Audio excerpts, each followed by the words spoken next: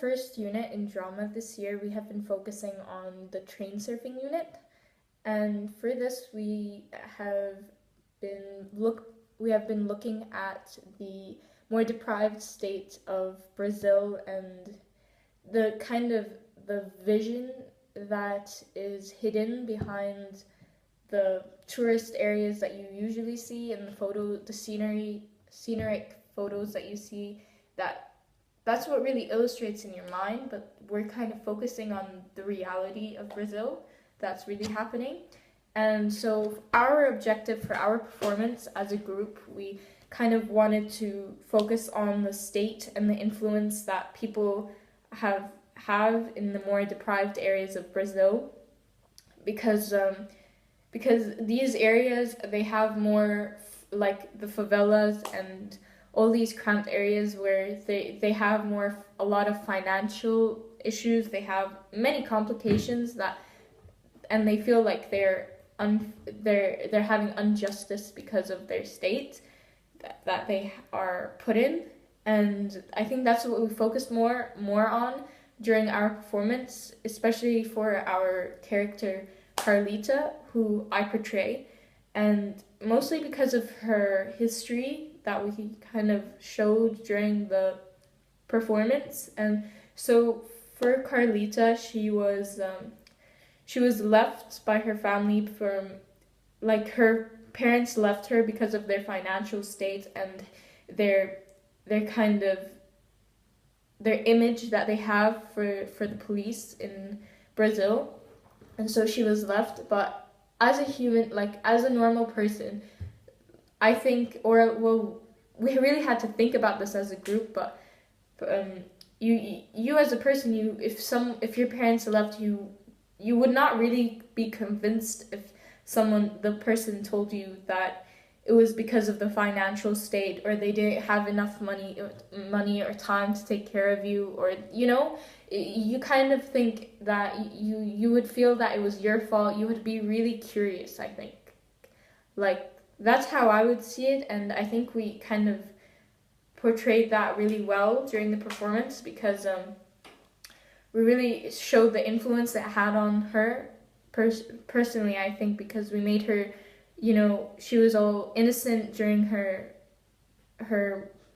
childhood years when she did have her parents, and when they left and her uncle took over, she had this more, confident, but in a bad way, because more of her drug dealing and her bad influences that caused her to do all these bad actions.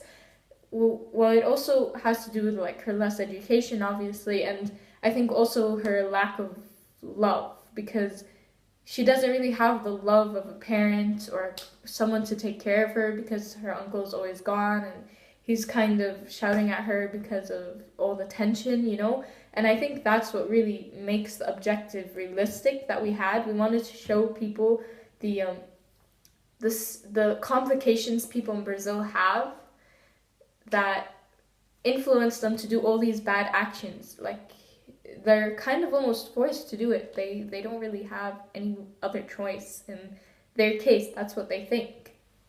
So for our performance, we had the initial vision to have a timeline of Carlita's life from when she was born to, the end of her life, kind of, because we wanted to show the effects events had on her during her life. And so our initial vision was to have, we'll have her born, and then, so we'll have 3 scenes, basically. That's what we were hoping for. We would have the childhood scene in which she was born, in which we kind of show the symbolism of innocence, in which she was happy. She didn't really have a care in the world. She didn't know any of the problems that her parents have faced. And, she was kind of blind, not knowing what was happening, just, focusing on now. And then we would have the adolescence scene, in which it kind of ties in with the childhood scene, because that's when her parents would leave and we would have the uncle take her in, and that's when you see that because of her parents leaving and the financial state that they've put her in, the tension that she has during her life to have all this responsibility and during such a young age. And we want to kind of show how that affected her. So during, you know, the drug dealing and the bad actions that she was forced upon, kind of, not really forced upon, but, you know, kind of for her it was the only choice. And so then we would have the third scene in which she would die. That was our initial thought that we'd have. She would be angry with her uncle. She would be really angry, so she would go sell the rest of her drugs, well, all she had left, to another drug dealer, who's drug dealer number 2, also known as Sophia.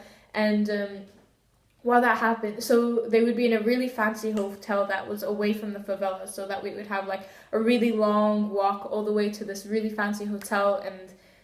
And so they would be in this fancy room or suite, and she would give him the drugs, she'd get the money, and the police would find out because they were always already suspicious during the first time. And so the police, who was Hrithik, who was portrayed by Hrithik, would run after her, and she would have the idea to go to the top floor, where the roof area, and where she was stuck. She didn't know what to do.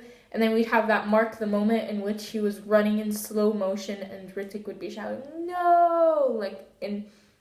Like we kind of wanted that slow motion effect in which she was about to fall off of the roof, and we would end it there. But because we didn't really have enough time, we didn't really end up with that ending.